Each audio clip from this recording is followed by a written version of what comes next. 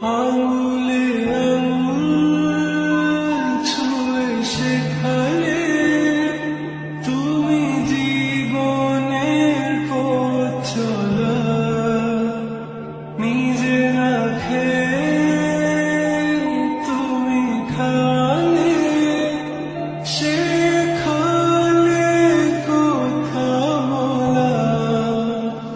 বাবা তুমি আমার যত খুশির কারণ,